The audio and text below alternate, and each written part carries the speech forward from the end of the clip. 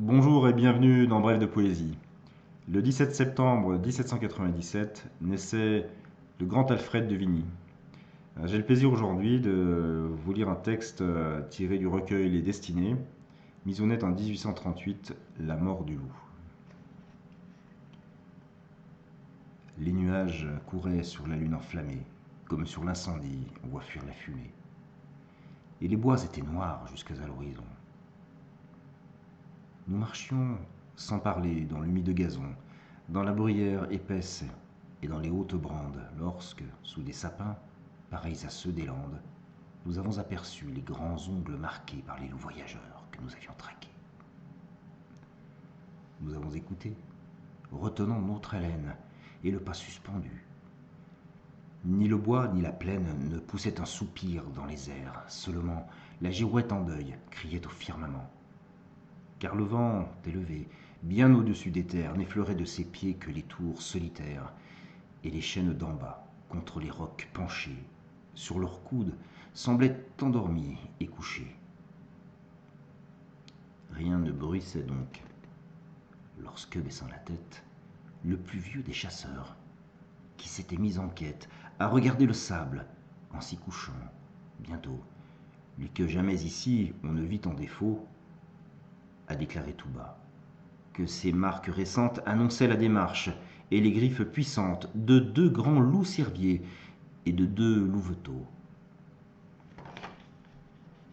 Nous avons tous alors préparé nos couteaux et cachant nos fusils et leurs lueurs trop blanches, nous allions pas à pas en écartant les branches. Trois s'arrêtent et moi, cherchant ce qu'ils voyaient, j'aperçois tout à coup deux yeux qui flamboyaient. Et je vois au-delà quatre formes légères qui dansaient sous la lune au milieu des bruyères, comme font chaque jour à grand bruit sous nos yeux quand le maître revient, les lévriers joyeux.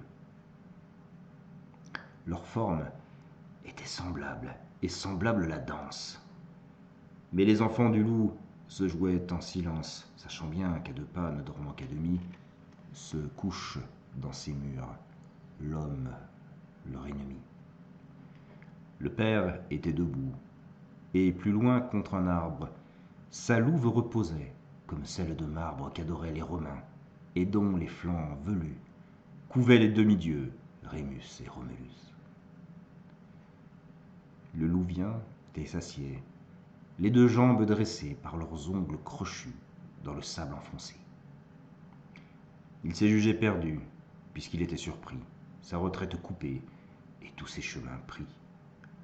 Alors il a saisi, dans sa gueule brûlante, du chien le plus hardi, la gorge pantelante, et n'a pas desserré ses mâchoires de fer, malgré nos coups de feu qui traversaient sa chair, et nos couteaux aigus qui, comme des tenailles, se croisaient en plongeant dans ses larges entrailles, jusqu'au dernier moment où le chien, étranglé, mort longtemps avant lui, sous ses pieds, a roulé.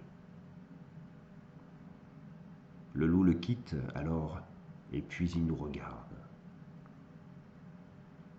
Les couteaux lui restaient au flanc jusqu'à la garde. Le clou est au gazon, tout baigné dans son sang. Nos fusils l'entouraient en sinistre croissant. Il nous regarde encore. Ensuite, il se recouche, tout en léchant le sang répandu sur sa bouche, et sans daigner savoir comment il a péri. Refermant ses grands yeux, meurt sans jeter un cri.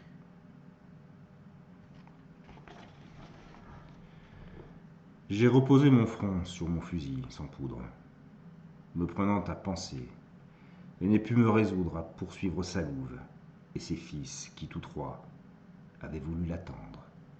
Et, comme je le crois, sans ces deux louveteaux, la belle et sombre veuve ne l'eût pas laissé seule subir la grande épreuve. Mais son devoir était de les sauver, afin de pouvoir leur apprendre à bien souffrir la faim, à ne jamais entrer dans le pacte des villes que l'homme a fait avec les animaux serviles, qui chassent devant lui pour avoir le coucher, les premiers possesseurs du bois et du rocher.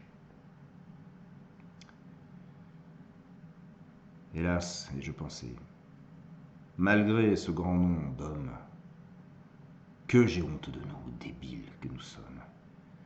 Comment on doit quitter la vie et tous ses maux, c'est vous qui le savez, sublimes animaux. À voir ce que l'on fut sur terre et ce qu'on laisse, seul le silence est grand, tout le reste est faiblesse. Ah, je t'ai bien compris, sauvage voyageur, et ton dernier regard m'est allé jusqu'au cœur.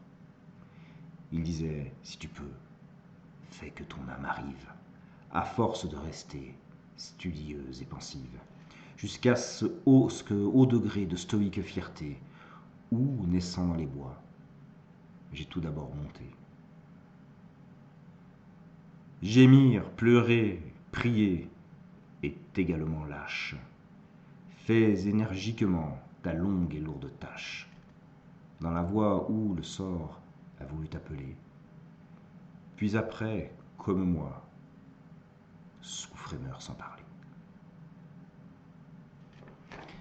Voilà, texte absolument magnifique d'Alfred de Vigny, et j'aurais bien entendu le plaisir de poursuivre une série d'émissions sur sa poésie au cours de cette nouvelle saison de Brett de Poésie. Je vous remercie pour votre fidélité et votre écoute, et je vous souhaite de passer une très belle journée. Je vous le souhaite en poésie.